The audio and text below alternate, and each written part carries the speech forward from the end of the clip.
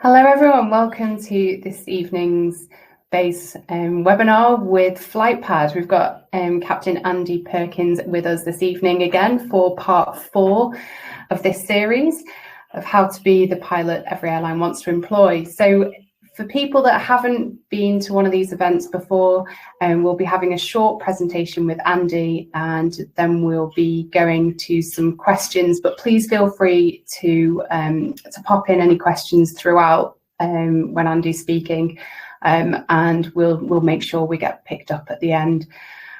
So tonight's presentation is going to be on the world of networking, so please feel free to contribute as much as you can in the chat box, which is on the right hand side, and we might be running a few polls as we go as well, so please feel free to get involved. Okay, Andy, over to you.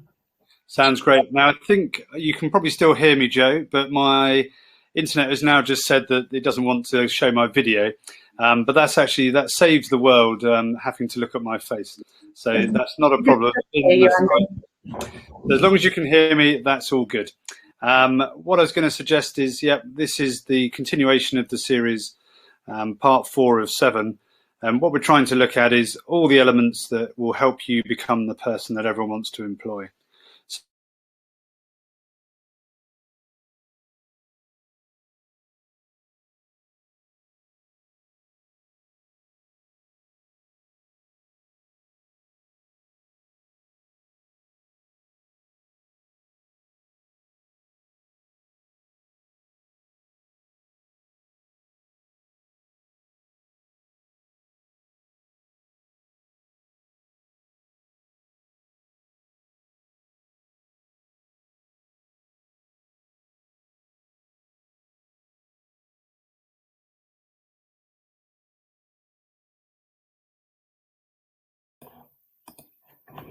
Hi everyone, I think Andy has just lost his sound, so he's just moving a little bit closer to his router and he will be back on in a moment. So we'll just take a couple of minutes break just while Andy reconnects. So please feel free to make a cup of tea just while you wait, and Andy will be back with us shortly.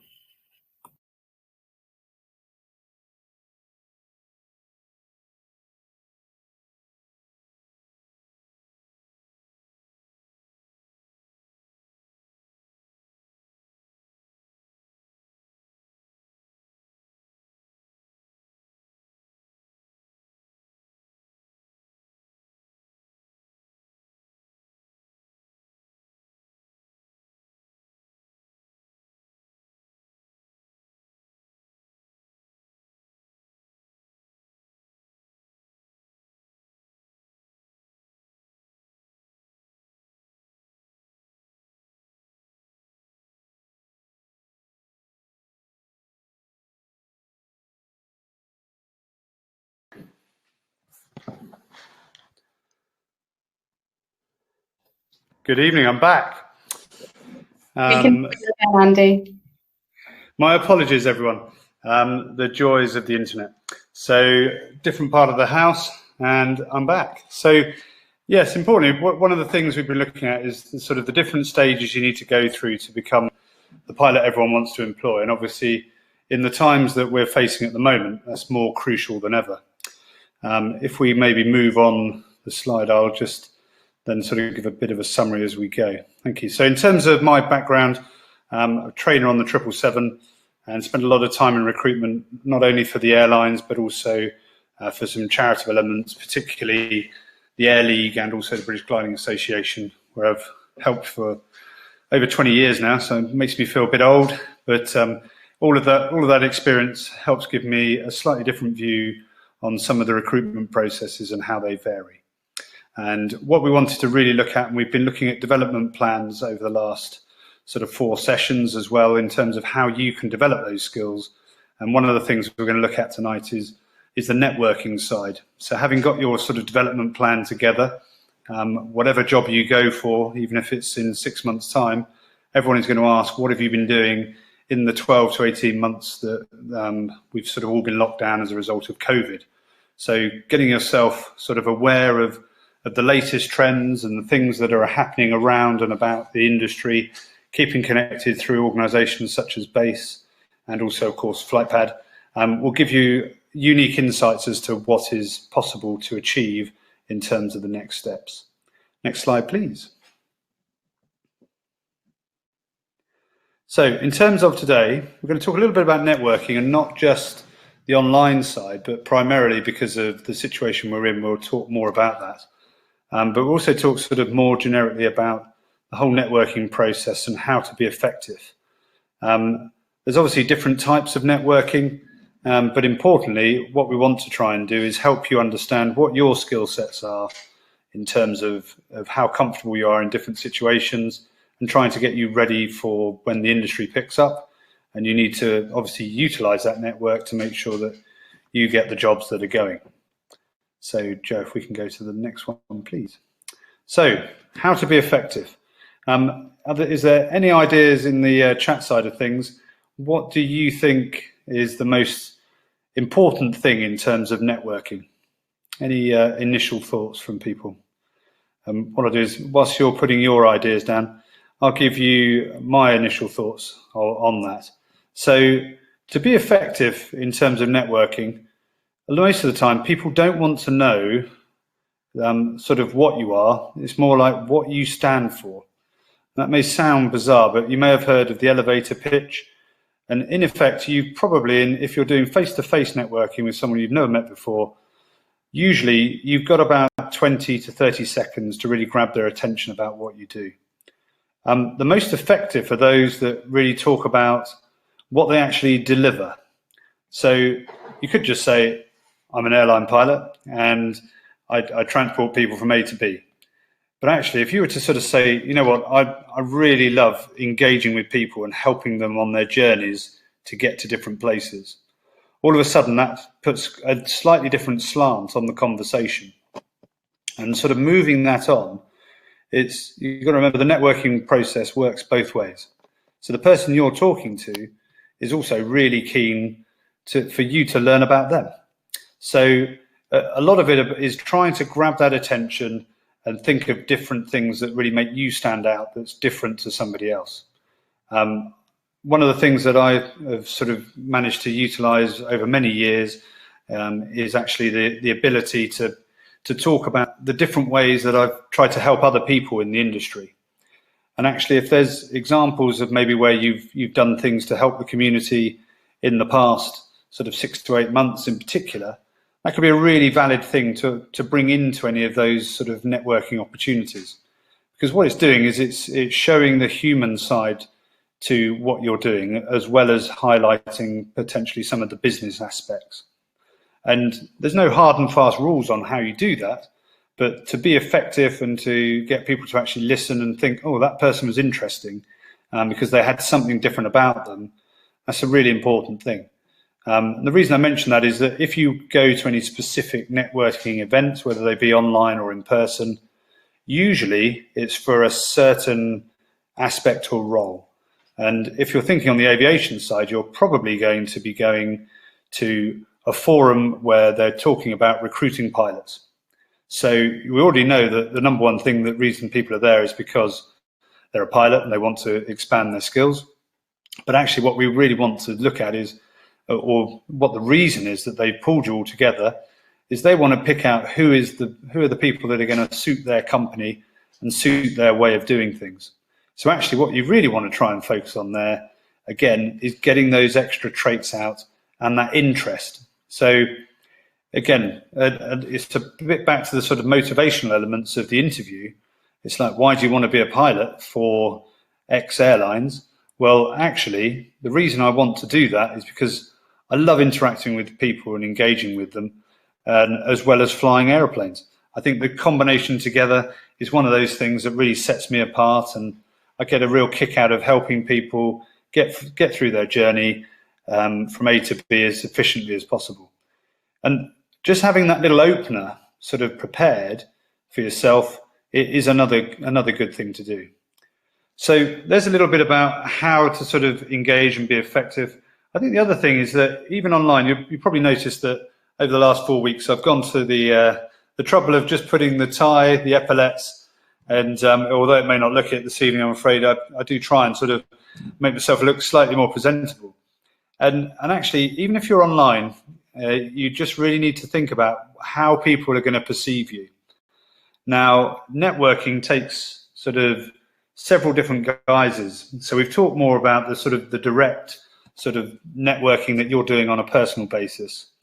Well, actually, there's a fair bit of indirect sort of networking that goes on now in a selection process. So if you were thinking, try and put yourself in the shoes of the recruiter, and if you were thinking of employing someone, what would be your way of checking whether that person is right for going into the industry and into your company? One of the things you would probably do is have a look at their social media presence, and whether that's on Facebook, Instagram, TikTok. I mean, I'm talking about all the old ones here, Facebook, Twitter, whatever it is, whatever platform you're on, actually, people are going to potentially look at you and see how you present yourself. Particularly LinkedIn and Instagram are two that I think they will show a lot more interest in on the aviation side. And what's really crucial to do there is obviously make sure that it's how you want people to perceive you. So if you're happy with having all sorts of random things on your storyboard in terms of Instagram, with some very bizarre pictures of you, sort of either wearing different costumes or looking particularly scruffy, doing something outlandish, that's fine, but just make sure that you are aware of what is on there and what people may be sort of judging, particularly in terms of how you present that information. So I think that's the sort of direct and indirect elements of how to be effective.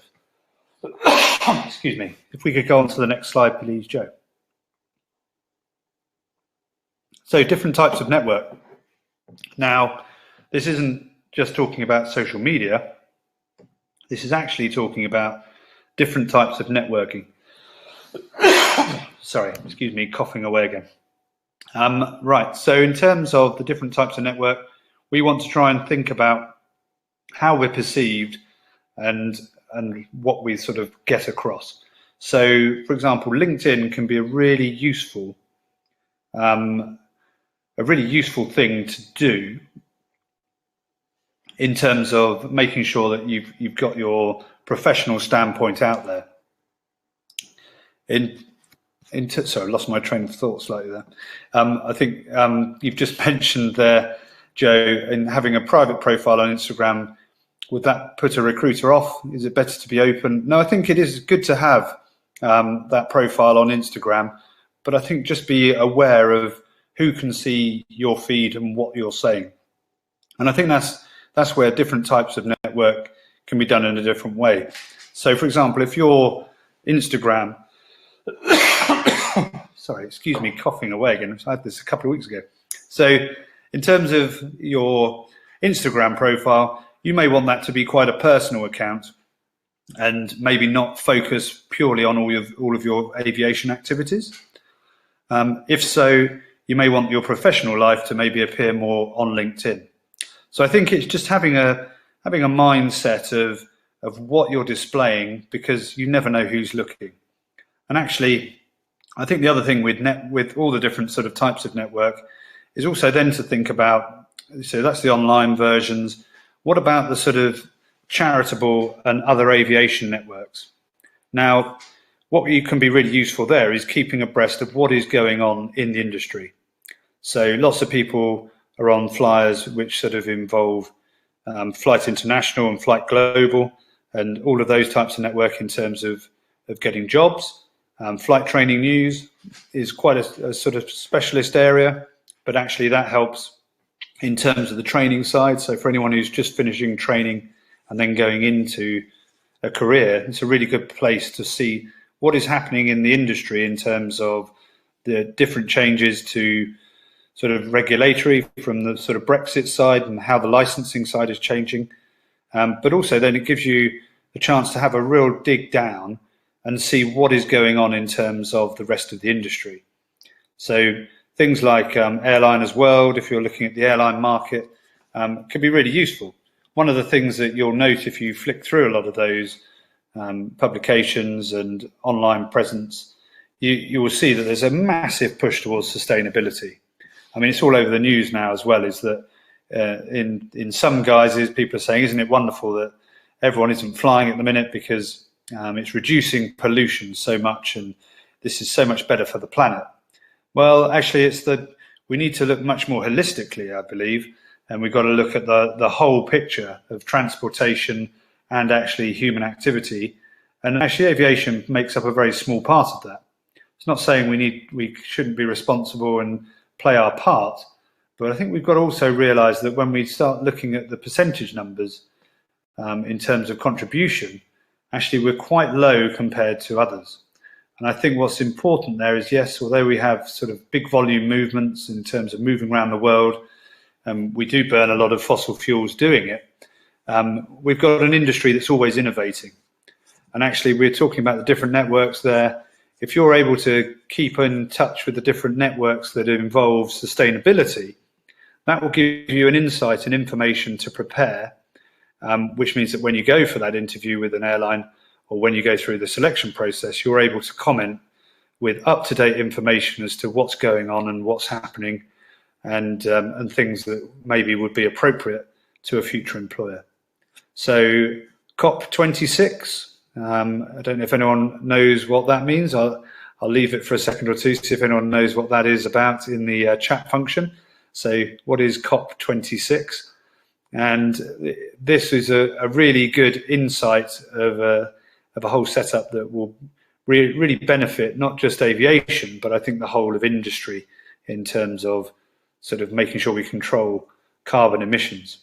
So just in case you're thinking or you're still typing away, that'll be the 26th climate change, or I must admit I can't remember the full title now. I think it's the Climate Organization of Paris, and the intention is that at the end of November, the UK will be holding the presidency for a year.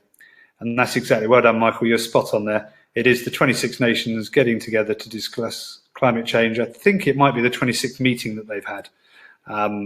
But again, I could be wrong there. But they're all meeting in November. And I think it's really important in terms of making sure we connect with that network of people and organizations that are leading the way. Because at the end of the day, if you're able to walk into an interview and talk with confidence about that and how the pilot can make a difference to an organization, that will really stand you in great stead, and actually also from a network viewpoint, make you stand ahead of everybody, because people will go, that person really knows their thing.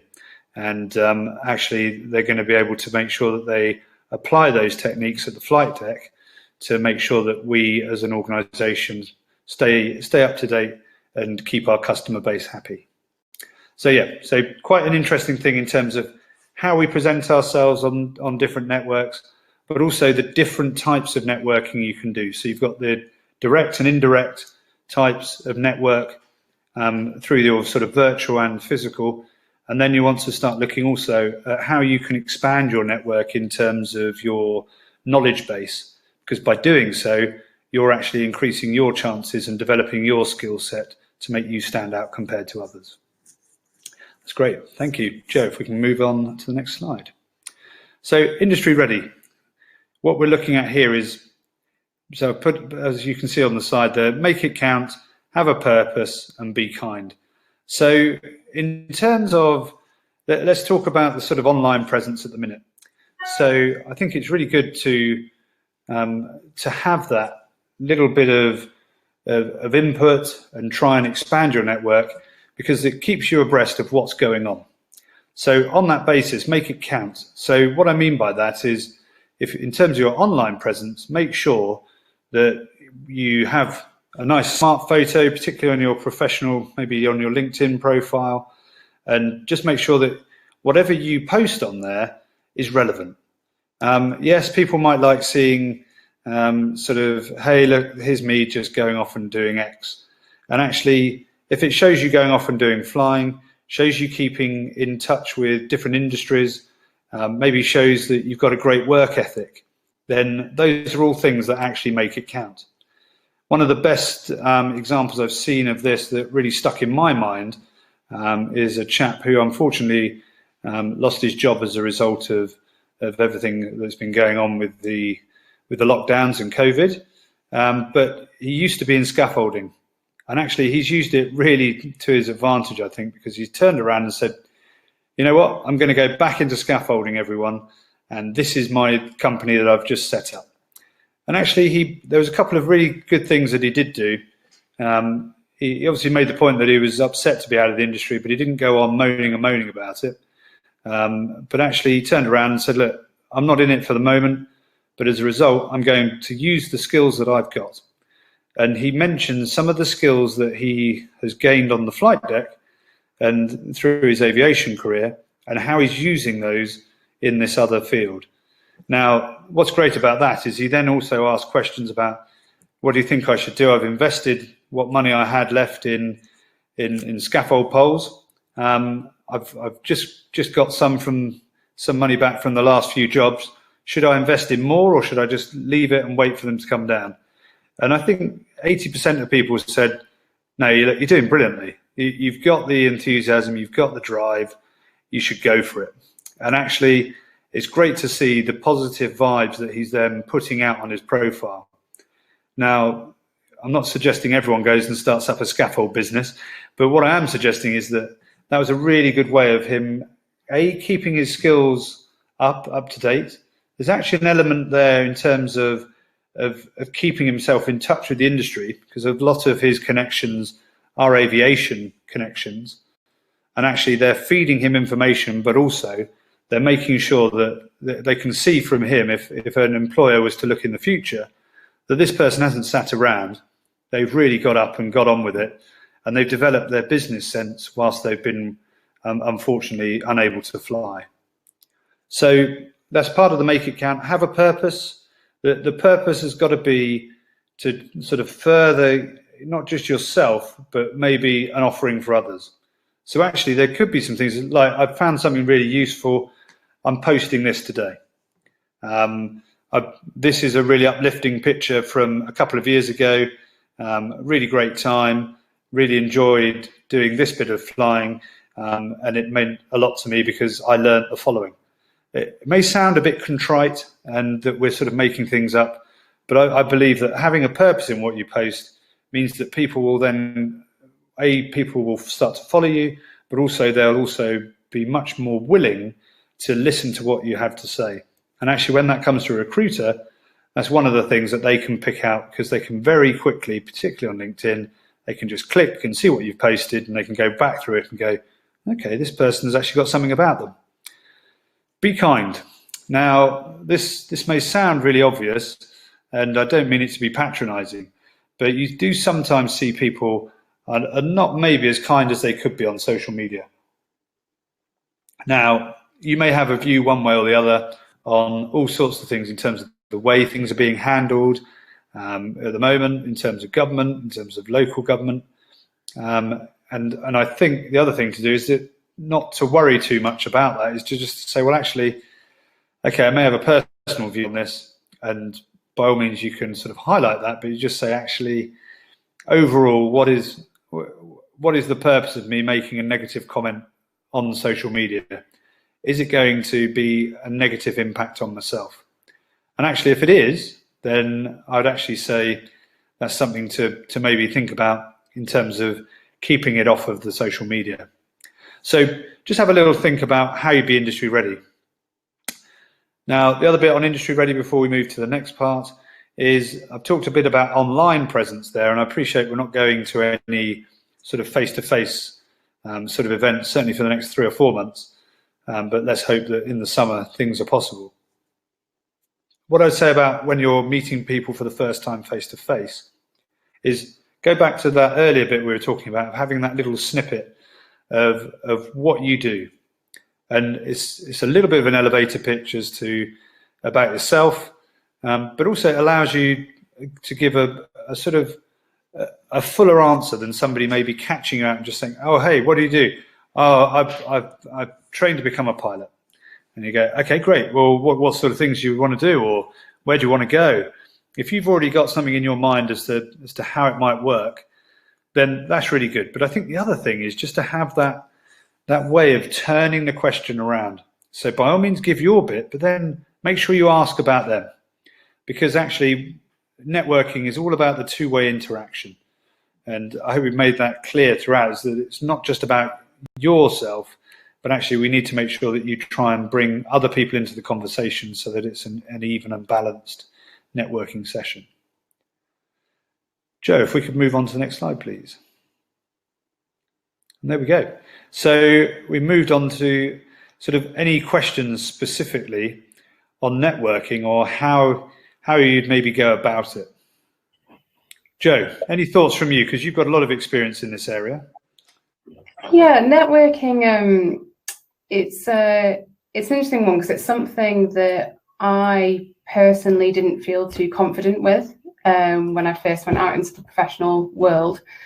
And it's something that actually with practice, you do become better at it. And my fear when I first started networking is actually that I would potentially embarrass myself, or that people weren't going to be very friendly. And actually in aviation particularly, I found that actually people were quite welcoming, and it was actually people wanted to connect back, people wanted to grow their own networks, and I became part of their network too. And it was actually once you put yourself out there, actually it's a great thing, and it can open up so many opportunities. My first job, my first type rating was off the back of networking around an airport, and just asking if there were any jobs going. So obviously that was a great thing for my own career, and I recommend that people just do that. Do you have any tips, Andy, for people if they're in that position where they don't feel that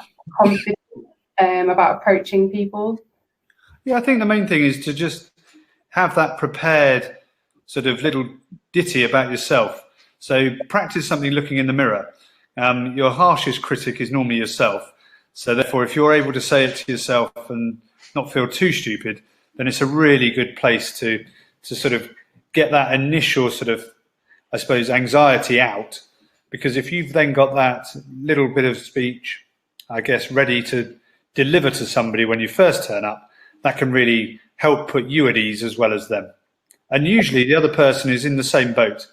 And I always remember the old adage, which they always said about interviews, which is, remember the other person always will sit there at some point with a rubber duck in the bath on their own as well. And actually, everyone has the same human needs. So just because there's somebody that may be in a really high sort of responsible position, actually, they're just another human being. And the chances are, for somebody to get to that position, they have to have been able to talk to people of any background. And that actually, I think I find the more experienced person you go to talk to, actually, the least difficult it is, because actually they are used to putting people at ease and helping them get the information across. Some of the senior chairmen that I've sort of been able to come across over the years, and sort of heads of the Air Force and people of that sort of ilk, have always been the most kind and generous people to talk to face to face. Even those of you that know Willie Walsh, when I first met him, I just went up cold to him and just said, look, I've got a few ideas of things I think we should do with regard to the Air League and British Airways. And he just said, brilliant, look, let's here's my number, let's catch up. I know we're just about to start this event, but just text me and let's catch up and do that. And I'd never met him before, and he just went for it. So I think that's a really important thing to do. I'm just looking at a couple of the questions. I think, Keith, you make a good point. If a lack of online presence, I don't know if it would necessarily be a problem, but I think particularly if you're of the sort of younger sort of 20s and early 30s, it will probably be expected that you would have some kind of profile online. So to that end, there may be a little bit of an element there. But certainly if you're looking at for those sort of in the late 40s onwards, then actually I think it's a 50-50 as to whether people have an active presence there anyway. So I mean, but it certainly shouldn't count against you. And actually, if there's nothing there, no one can criticise it. So there is an element there as well. And Steve, I think I completely agree. As a senior recruiter, you can categorically say you've seen several people make comments on Facebook that are so awful they've rendered themselves almost unemployable. I couldn't agree more. I remember a couple of people that actually ended up sort of not getting through the referencing and referencing process based on their profiles online in terms of the way that they made comments about things. And actually, I think it's something that we're going to see more and more in the sort of upcoming generations. And certainly I notice a lot of it at work, that people think they can say whatever they like, whenever they like.